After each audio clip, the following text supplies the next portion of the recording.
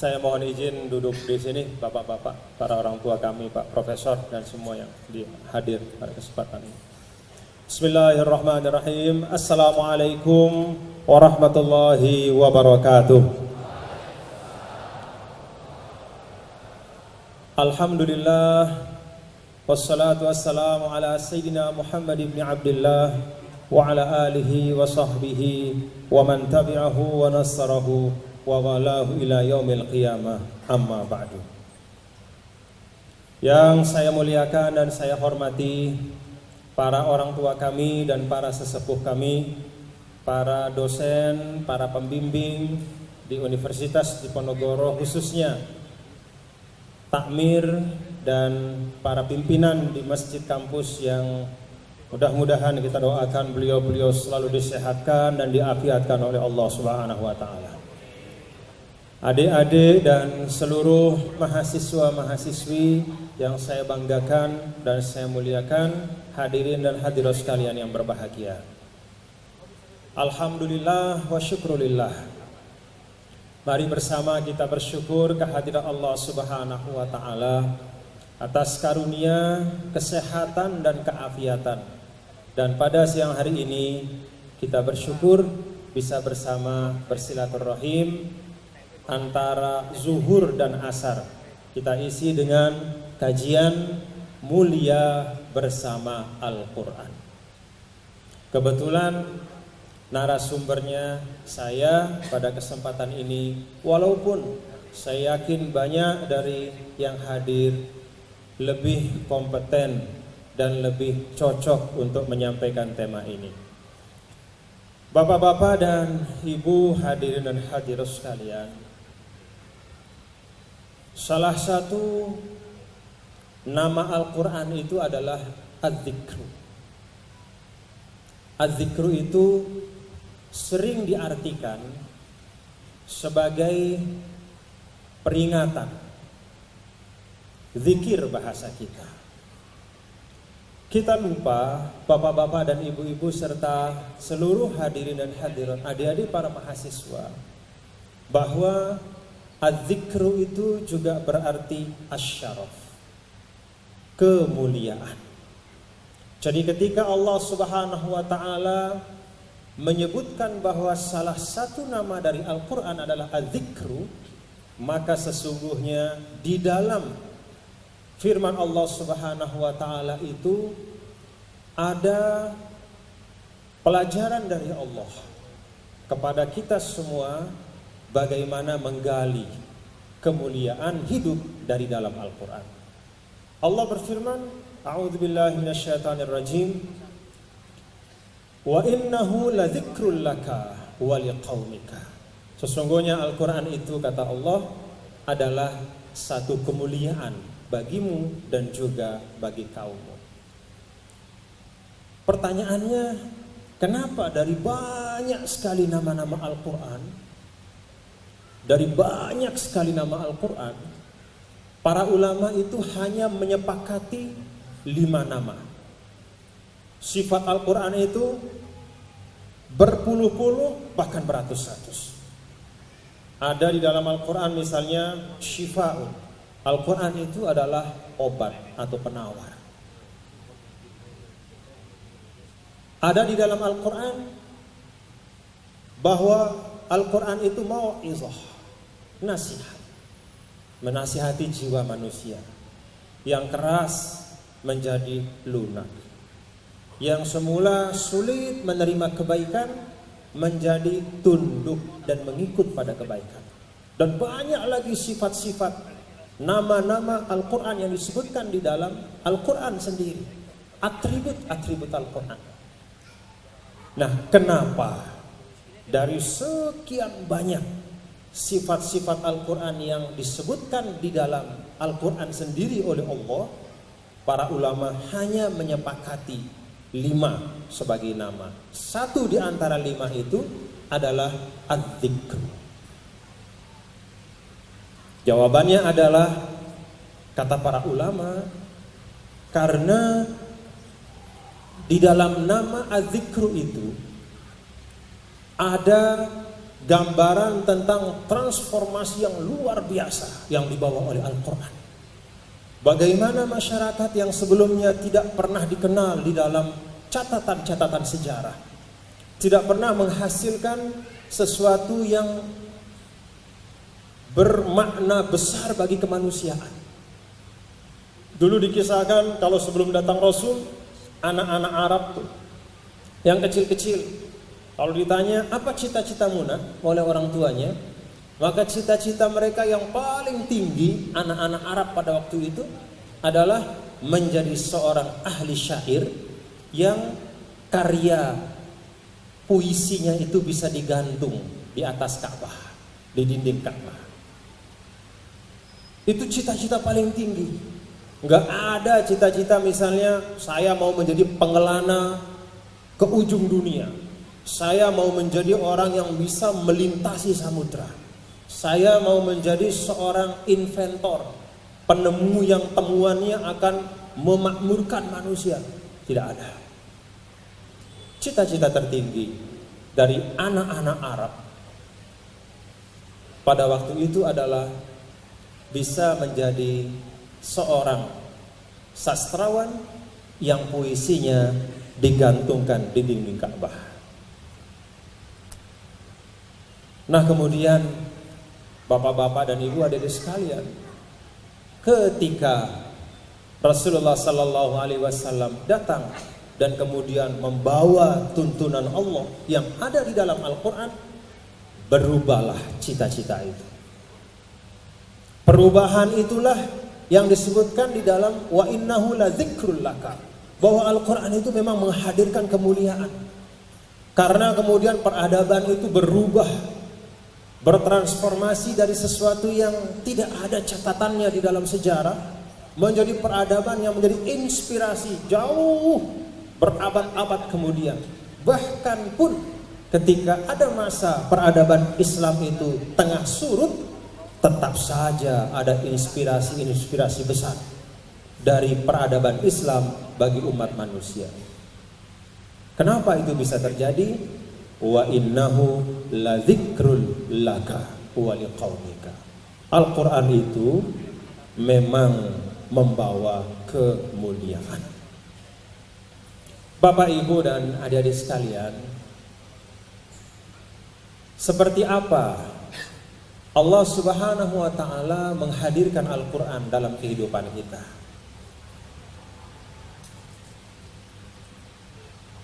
Apakah Al-Quran hanya dihajatkan untuk menjadi panduan pada saat kita sedang kesulitan untuk mendapatkan jalan keluar? Ataukah Allah Subhanahu wa ta'ala menjadikan Al-Quran itu sebagai penuntun kita dalam setiap keadaan? Ternyata kalau kita melihat tulisan-tulisan para ulama, mulai dari sosiolog pertama yang dikenal dan diakui sebagai bapak dari sosiologi, yaitu Ibnu Khaldun, sampai pada kajian-kajian kontemporer tentang tuntunan Al-Quran, mengapa kemudian bisa menghadirkan kemuliaan dalam kehidupan? Ternyata jawabannya adalah karena Al-Quran lah faktor yang paling penting di dalam tumbuh dan berkembangnya elemen-elemen utama dalam peradaban. Kalau kita bicara tentang elemen utama dalam peradaban, itu ada pilar keilmuan. Baca Al-Quran. Berapa banyak kalimat ilmu ada dalam Al-Quran. Kalau kita lihat dalam tulisan para ulama yang menghitung kata ilmu dan derivasinya, ilmun, ya'lamun, i'lamu, pokoknya kata yang berasal dari kata ilmu dengan semua turunannya, itu jumlahnya hampir 800 kalimat atau kata dalam Al-Quran. 779 kali kata ilmu itu ada dalam Al-Quran. Ini kitab suci apa ini? Kok dia sampai hampir 1000 kali menyebut kata ilmu? Kalau kemudian kita tambah dengan kata akal, dengan semua derivasinya, baik itu al-aqlu atau yaqilun atau ta'qilun, itu sampai 49 kali. Belum lagi kata al-fikru dengan semua derivasinya, la'allakum tatafakkarun, la'allahum yatafakkarun, inna fi dzalika laayatin liqaumin yatafakkarun. Kalau dihimpun semua kalimat yang memiliki makna keilmuan, membangun etos ilmiah, menghadirkan semangat untuk membangun peradaban keilmuan, kata para ulama, tidak kurang dari 1500 tempat dalam Al-Quran. Al-Quran bisa menghadirkan kemuliaan karena memang Al-Quran berbicara tentang elemen-elemen utama peradaban yang menghadirkan kesejahteraan dan kemajuan itu dalam jumlah yang sangat banyak, dijelaskan panjang lebar. Dan inilah yang ditangkap adik-adik semua, inilah yang ditangkap oleh Rasulullah Sallallahu Alaihi Wasallam sejak awal ketika 5 ayat dari suratul Alaq itu turun. Kalau kita perhatikan dari 5 ayat pertama yang turun diwahyukan kepada Rasul Sallallahu Alaihi Wasallam dalam Gua Hira, bunyinya apa? Bismillahirrahmanirrahim. Iqra bismi rabbikal ladzi khalaq. Khalaqal insana min 'alaq. Iqra wa rabbukal akram. Alladzi 'allama bil qalam. 'Allamal insana ma lam ya'lam. 5 ayat ini tidak ada kosakata yang lebih banyak disebut di dalam 5 ayat ini selain kosakata yang terkait dengan keilmuan.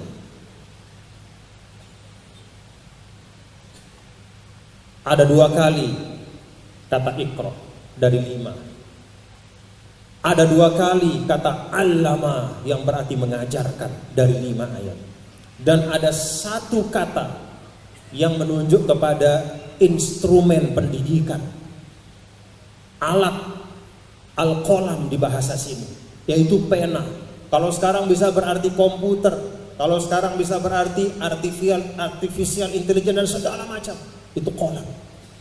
Jadi dari 5 ayat yang pertama turun ketika Allah mewahyukan kepada Rasulullah Sallallahu Alaihi Wasallam itu penuh dengan kecintaan pada ilmu pengetahuan.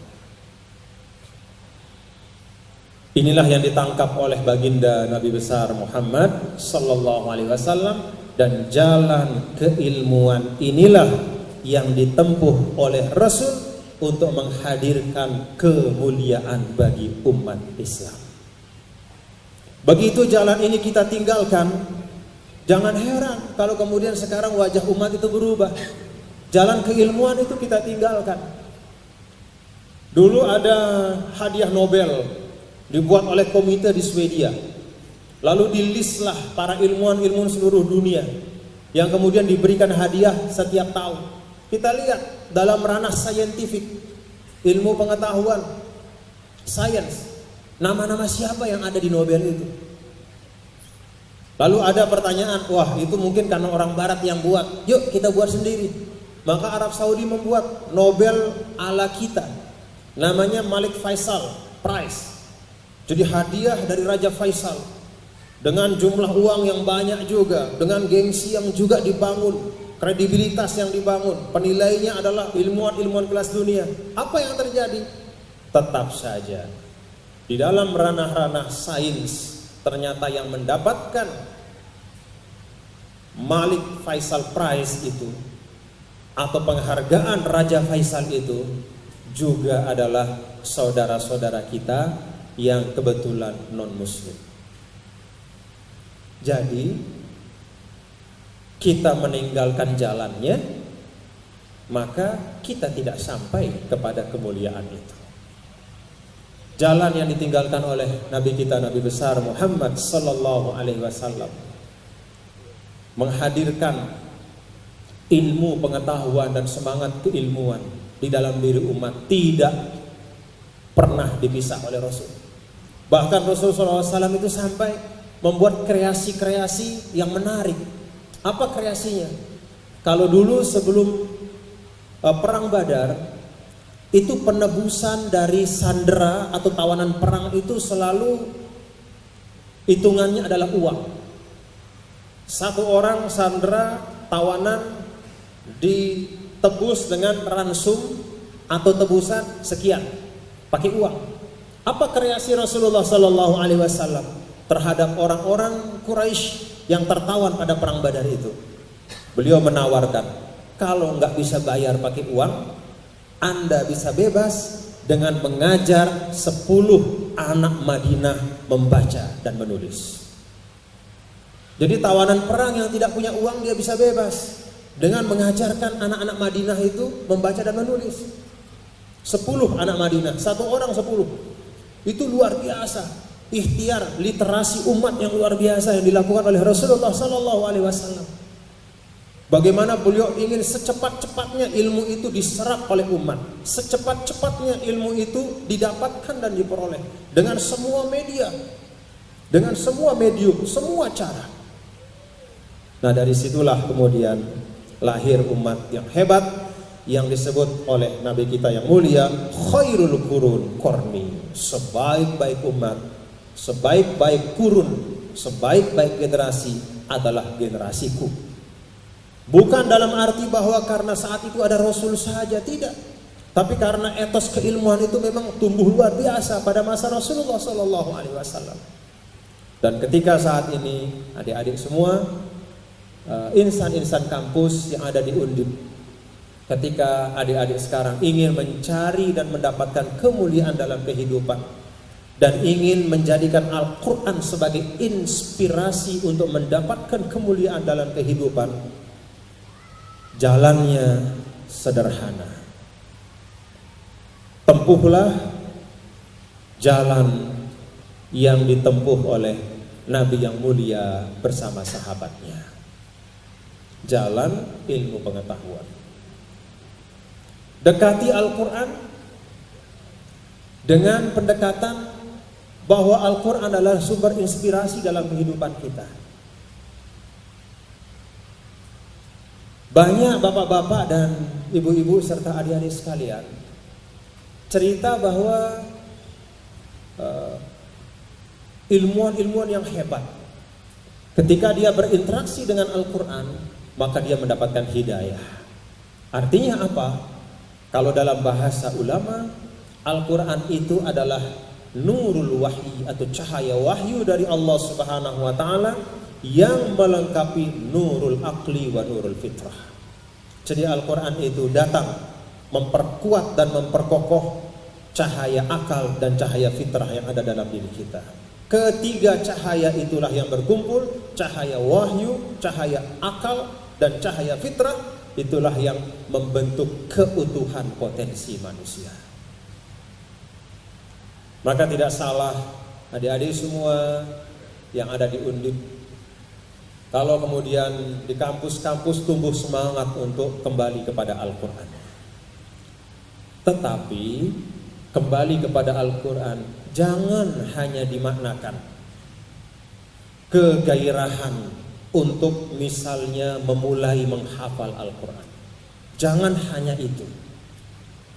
Saya sering menyampaikan di banyak tempat, kalau ada ungkapan ulama, la yunqusunal qurra walal hufaz wa innama yanqusunal amiluna bil Quran. Kita itu tidak kekurangan pembaca-pembaca Al-Quran. Kalau anak-anak Indonesia ikut MTQ nasional, internasional, kelas dunia, itu hampir pasti ada saja putra-putri Indonesia yang mendapatkan ranking juara. Entah juara 1, juara 2, juara qori terbaik, mungkin di kelas tahsin atau di kelas tartil atau di kelas mujawadnya, dan banyak sekali. Demikian pun la yanquzunal hufaz.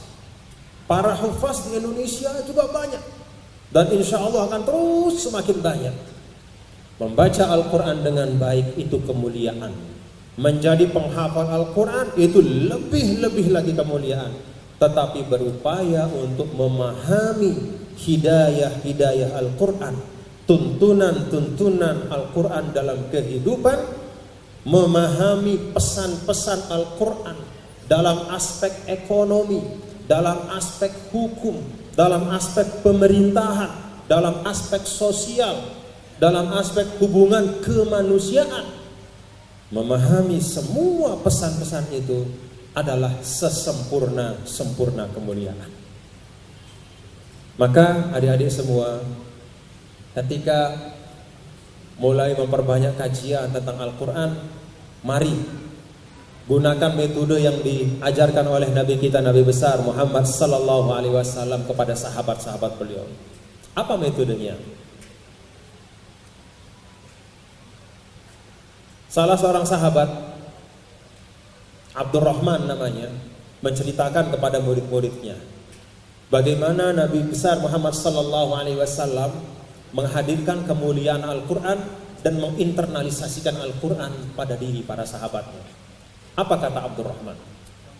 Kunna fi ahdi Rasulillah sallallahu alaihi wasallam nata'allamu asyra ayatin minal Quran falam nujawizha hatta nata'allama fiha minal ilmi wal amal fata'allamna al-Quran wal ilma wal amal. Kata Abdurrahman, pada masa Rasulullah sallallahu alaihi wasallam ketika beliau membina kami, menjadi murabbi kami, beliau menjadi pendidik kami. Setiap saat ketika Rasul mengajar, yang beliau lakukan adalah mengajarkan kepada kami 10 ayat Al-Quran. Dan kami tidak melewati 10 itu sampai benar-benar tuntas apa yang ada di dalam 10 ayat itu. Maka kami hafalkan 10 ayat itu, kami pahami maknanya, lalu kami belajar mengamalkan tuntunan-tuntunannya. Sekali belajar, kami dapat 3 keberkahan: menghafal, memahami, dan mengamalkan. Itulah cara yang diajarkan oleh Nabi kita yang mulia Rasulullah sallallahu alaihi wasallam. Intinya bukan pada 10 ayat satu majelis. Bisa saja 1 ayat, 2 ayat.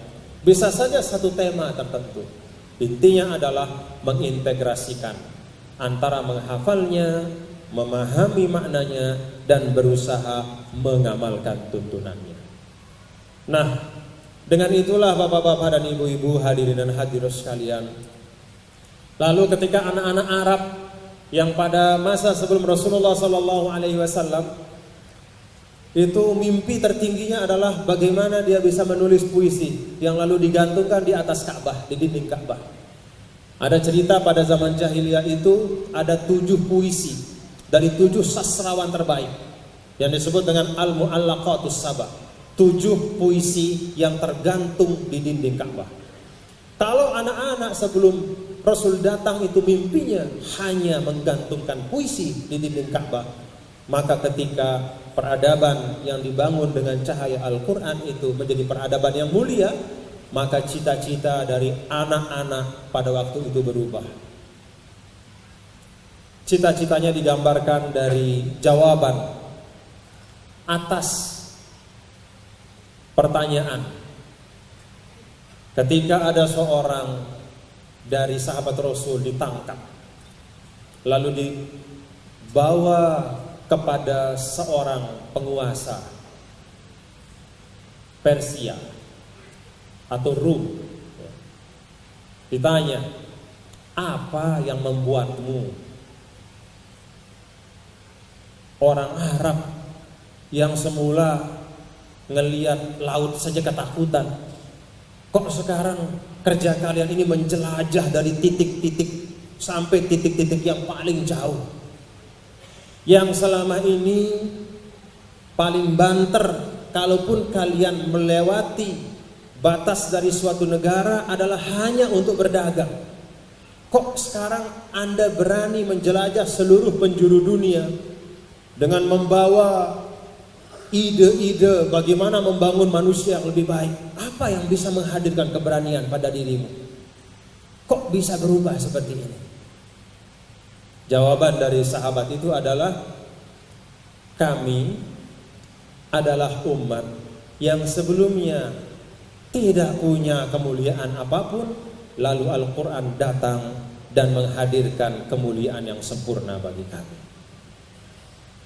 Mudah-mudahan kita bisa belajar untuk itu, dan harapan dari saya, orang tua kalian semua, dan generasi-generasi yang ada sekarang kepada Anda semua, adik-adik, para mahasiswa-mahasiswi, dan generasi muda Islam adalah serap, pelajari, pahami nilai-nilai dan tuntunan Al-Quran dalam seluruh aspek kehidupan. Pahami itu dan implementasikan dengan cara yang terbaik di dalam setiap tantangan dan kondisi yang ada. Itu butuh pembelajaran, butuh kesabaran, dan semua energi kalian yang saya tahu bahwa semangat untuk kembali kepada Al-Quran itu luar biasa. Arahkan energi itu pada arah yang tepat. Jangan sampai merasa kita sudah kembali kepada Al-Quran, tapi baru kembali kepada kulit-kulitnya saja.